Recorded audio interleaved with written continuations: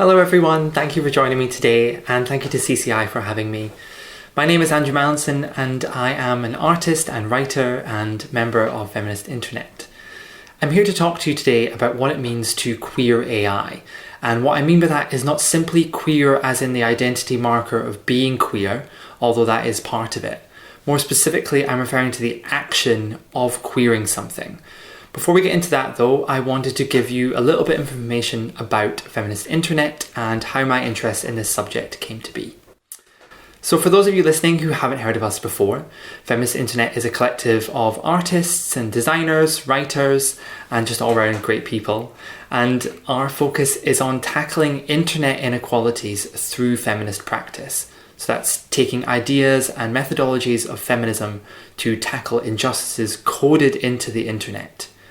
For us, it's important to understand that the internet is a technology that reflects the same inequalities and injustices present in our physical lives. So by creating change online, in turn, we can create change offline. Our work comes in many forms, and we've run workshops that, for example, look to prototype a feminist Alexa. We've built chatbots that tackle AI bias and online abuse. And we've also got a podcast series that explored the theme of recoding spaces. So it's here in this idea of recoding spaces that I want to begin to dive into the subject of queering AI. So one of our podcast episodes was titled Recoding Utopias, the Importance of Queer Spaces.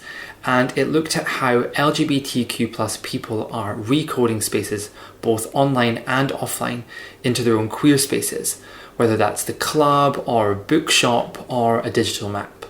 It's this idea of LGBTQ people taking up space, occupying it, and transforming it to meet their needs.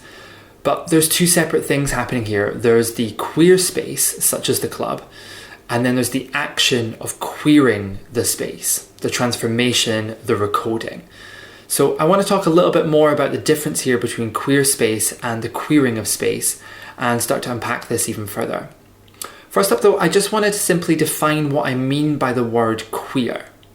The dictionary defines it as denoting or relating to a sexual or gender identity that does not correspond to established ideas of sexuality and gender, especially heterosexual norms. Now, I personally prefer David Halpern's definition, which you can see on the screen here, where he states that queer is by definition whatever is at odds with the normal, the legitimate, the dominant. There is nothing in particular to which it necessarily refers. It is an identity without an essence. And I like this because it implies queer as having an action of being at odds with something, and that it's self-definable. So now that we've established that, back to these ideas of queer space and queering space. In an article on the economies of space for the Funambulist magazine, Reg Schult, who is a queer non-binary educator and community organiser, provides a really beautiful breakdown of this dichotomy between queer and queering space. So they think it's really important to distinguish that under the umbrella of queer space, there's further distinctions to be made. They state that there are both queer spaces and there are queered spaces. So queer spaces, they state, can be understood as what we might know of as safe spaces. So these are our LGBTQ community centres, our nightclubs, our bars and bookshops. And they exist in a state of perpetual queerness because they are run and owned by queer people. They are there solely for the purpose of supporting the needs of the community. That isn't to say that these so-called safe spaces don't come without their own problems. Racism and misogyny are still a prevalent issue within the LGBTQ+ community, and their existence continues to be at the behest of local council and governments and the pervasiveness of gentrification. This is why in London we've seen the closure of over 70 LGBTQ+ venues since 2006. It's also really important to note that in many countries these spaces don't exist as safely as they do here. They exist underground at the risk of intrusion by law enforcement or far-right groups. So if that is the definition of queer space, what about queered space? Queered space is not necessarily about the possession of bricks and mortar purposed for LGBTQ people. It's about the action of transforming space through practice, through pressure. It is space that is transformed because of a demand, because of the need to create change. Schultz states that queer spaces are points for the exchange of cultural and artistic ideas which allow for various kinds of transference. They come as a result of the suppression of much larger, more dominant power structures, which create the conditions for these spaces. So that could be laws that discriminate against LGBTQ people in the workplace, in the street, in their access to resources, things like that. I think this links back to David Halpern's definition of queer being at odds with something. These spaces are at odds with dominant power structures. So an example of queered space might be, say, if a group of LGBTQ+ people were to meet in a room in a town hall to organise community action against a local business that is discriminating against a staff member because of their identity. That room that they are in is being queered through their action. For 365 days of the year, it's not a queer space, but in that moment where it was occupied, it was. And then the action they are imposing on that business is one of queering, in their attempt to create a safer environment for LGBTQ+ people. Queered spaces weren't necessarily queer before they were occupied, but they are through action. Schultz beautifully states that queer spaces require queers behaving queerly, which is to say that queered spaces are not necessarily permanent, they can be temporal. They are queered so long as the behaviour of the subjects within them remains so. But as I mentioned before, so often LGBTQ+ people are coming up against much stronger systems of power, and these spaces can't remain queered. So how does this relate to AI and technology? Well, I think with this framing we can start to think of the internet, its technologies such as voice assistants, apps, online forums, as these potential spaces that could be queered. So let's begin with the internet by asking the question, does the internet meet the needs of LGBTQ people? I don't think the answer to that question is a simple yes or no. The internet and its technologies hold so much potential for liberation, particularly for the most minoritized in society. It's fostered connections between subcultures and allowed LGBTQ+ people to have access to materials and resources that were once completely out of their reach. Prior to the internet, access to queer culture meant being in proximity to it. For LGBTQ youth born in rural areas, this might mean moving to places like London and Manchester as soon as they came of age. The internet has completely closed that gap. Now you can go online and access forums, blogs, social media, music and film that connect you to a broader queer culture. However, this connectivity, this openness has also created a huge space for discrimination. Some of the most minoritized people within the LGBTQ+ community are those who are trans and non-binary. In information obtained by the BBC over the last 5 years, reports of transphobic hate crimes have quadrupled in the UK. We see this in the rhetoric online where Twitter has become an increasingly toxic place for transphobia. A really notable instance of this is the incident with J.K. Rowling this past summer and the ensuing media storm which bolstered transphobic narratives in the mainstream press. But it's not just overt transphobia that trans and non-binary people experience online. It's the continual confrontation of the coding of our binary understanding of gender into the systems of the internet. A really rudimentary place to understand this is online forums and surveys. So when we are signing up for an account on a website or an application, we are asked to provide our gender and sometimes the prefix to our name. More often than not, you're confronted with one of two options, male or female. And once you've selected and confirmed that option, it is usually immutable. And in only providing two options, male and female, the identity of non-binary people is completely erased and in turn invalidated. I would encourage you to try and think about this issue from the perspective of a non-binary person, someone who has struggled with their gender identity, with feelings of gender dysphoria, of not feeling at home in their skin. They sign up for a new application and they are confronted with the question of are you male or are you female? But they are neither. They don't sit comfortably within either category and they are forced to select one of them. In doing so, they are reminded that their body does not conform to society's norms. We can actually think of this as a form of online violence in which non-binary people have to forcibly misgender themselves. To cap all of this off, you're so often asked to tick that box to confirm whether the data you've provided is accurate, which in situations just like this, it's not. So what are the solutions to this? Kata Spiel, who is a non-binary academic specialising in critical participatory design, proposes a solution in their paper, How to Do Better with Gender on Surveys, which is applicable across many contexts. They propose a model where both male and female options remain, as well as the inclusion of non-binary, to recognise a gender identity that exists outside of male and female. They also propose to include prefer not to disclose and self-describe. Kata states that gender is a fluid, multiple and impermanent identity facet, and people should be able to choose more than one option if doing so describes their identity more accurately. If people prefer to choose not to disclose, other options should be disabled. Kata's inclusion of the option of self-describe is of particular note, simply in its framing as being self-describe. There has been criticism of organisations who, in an attempt to be more inclusive, have included gender selection options beyond male and female, such as custom or other gender. The use of the word other is particularly problematic in that this idea of the other is commonly used to describe anyone who exists outside of perceived normative identity factors, and by that I mean anyone who is either not heterosexual and or cisgender. By using language such as self-describe, you place the agency in the hands of the user. It is important to note that Kata highlights there are still compromises being made here. The usual need for categorization on such forms is centred in the need for data collection. But data collection need not come at the expense of trans and non-binary people's well-being. For me, what Kata proposes here is a process of queering, of disrupting pre-existing systems to meet the needs of LGBTQ+ people. The internet is not an inherently queer space, but it has the potential to be queered. Another really great example of how we might begin to repurpose pre-existing systems of the internet is artist and designer Lucas Larochelle's project, Queering the Map.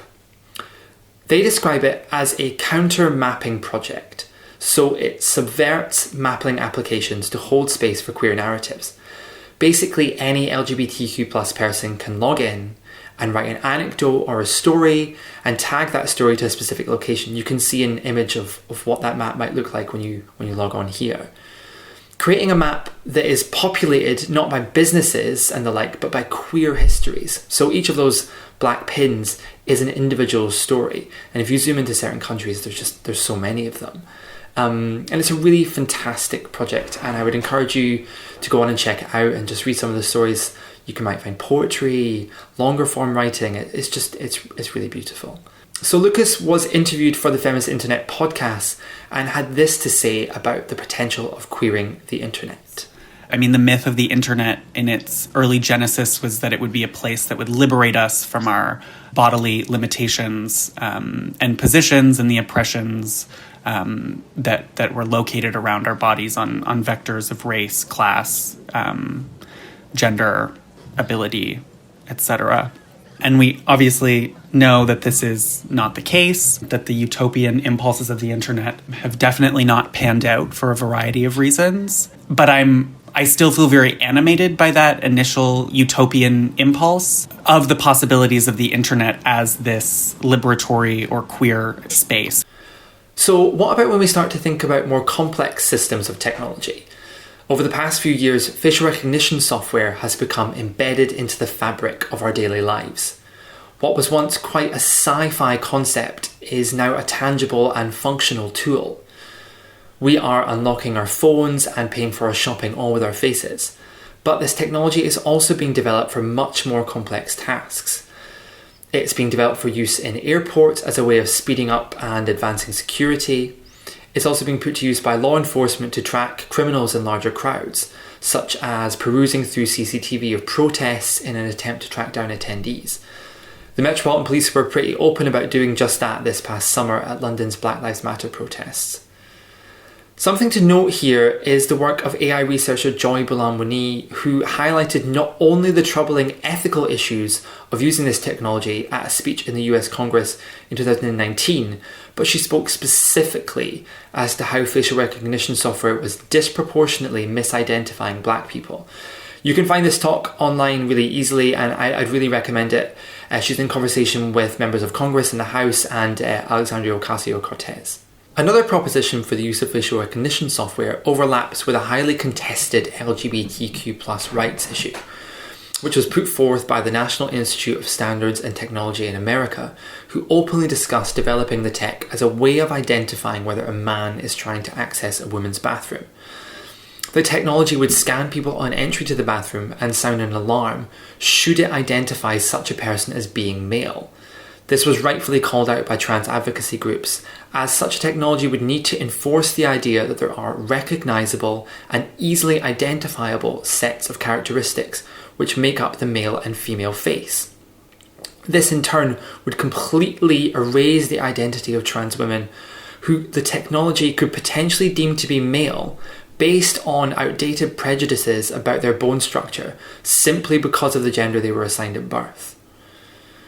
So, taking a step back here from what is clearly a deeply problematic proposition of what facial recognition could be used for, I want to talk about the ways in which we are training such technologies and how it is discriminating against LGBTQ+ people. So, facial recognition software is being trained by being fed with data sets of thousands of faces, learning to recognise gender identities based upon the data to which these faces are categorised. In 2019, the University of Colorado published a study which showed that facial analysis services performed consistently worse on transgender individuals and were universally unable to classify non-binary genders. For their study, researchers collected 2,450 images of faces from Instagram, each of which had been labelled by its owner with a hashtag indicating their gender identity. The pictures were then divided into 7 groups of 350 images and analysed by 4 of the largest providers of facial analysis services. So these are IBM, Amazon, Microsoft and Clarify. They noted that on average, the systems were most accurate with photos of cisgender women, getting their gender right 98.3% of the time. They categorised cisgender men accurately 96.7% of the time, but trans men were wrongly identified as women up to 38% of the time. And those who identified as agender, genderqueer or non-binary were misgendered 100% of the time. The study speaks of the dangers of moving towards a future where such technologies are necessary to access facets of society. That again, these systems run the risk of reinforcing stereotypes of what you should look like if you want to be recognised as a man or a woman, and that impacts everyone. If we're building towards a more technologically social future, that future has to include everyone. The study proposes a series of solutions to mitigate against these problems, such as using self-identified gender in data sets, establishing policies to hold companies accountable for how these services are used, and recognising trans identity as a protected category within this context, among other propositions. And while all of these actions could be understood to be a process of queering, until LGBTQ+ people are actually being given the opportunities to be in the room and develop these technologies, and that is across every department, from research and development to design and implementation, they can never be truly queered. If we don't include LGBTQ+ people in the process of creating technologies, they will only continue to perpetuate the biases and in some case, the prejudices of those who created them. So what might a technology that has been developed from the ground up by LGBTQ+ people look like? Well, I'd now like to talk to you about a project that I had the absolute privilege of being a part of with Feminist Internet, and it's really the crux of what I'm here to talk to you about today.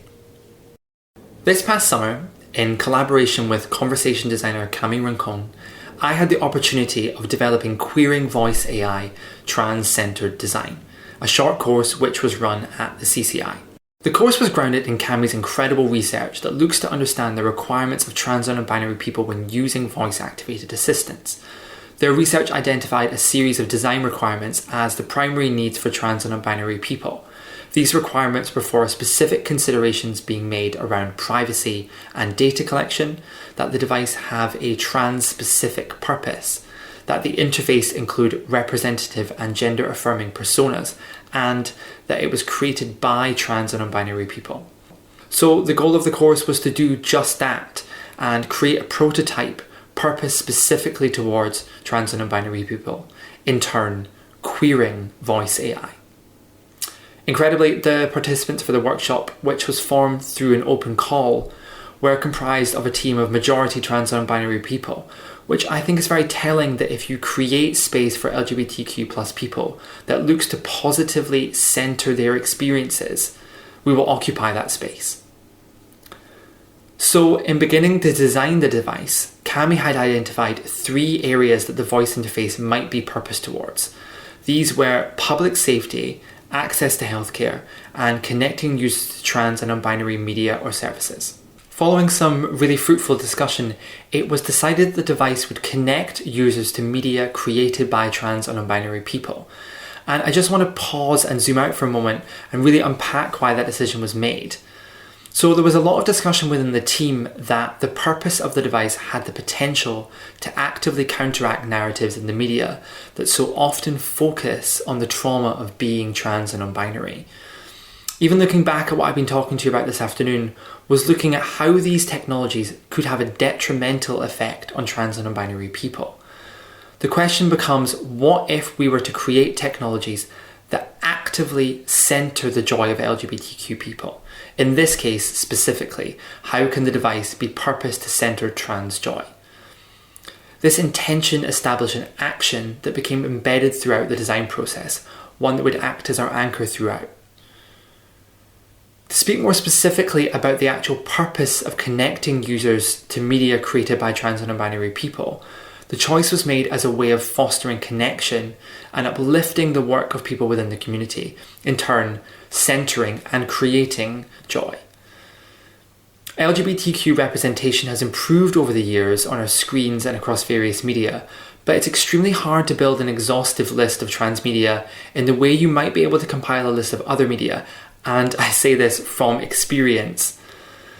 In building the device, we tried to build a database of trans media, and it was really difficult. Media such as this is often not receiving big studio backing, so it tends to be shown at smaller film festivals or is buried in harder to find corners of the internet.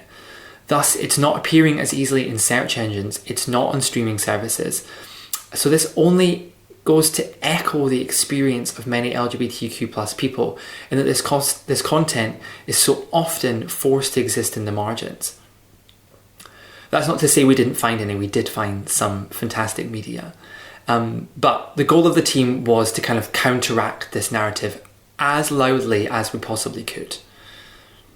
So as we began to design the persona for the device, the team felt that it was important that it be as personable as possible, that it too was joyful, like a friend, or being what they described as like queer family.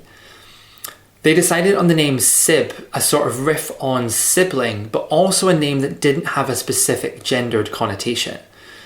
We created this film that visualises how an interaction with a prototype might play out, so I'd like to play a clip of that now and introduce you to Sib.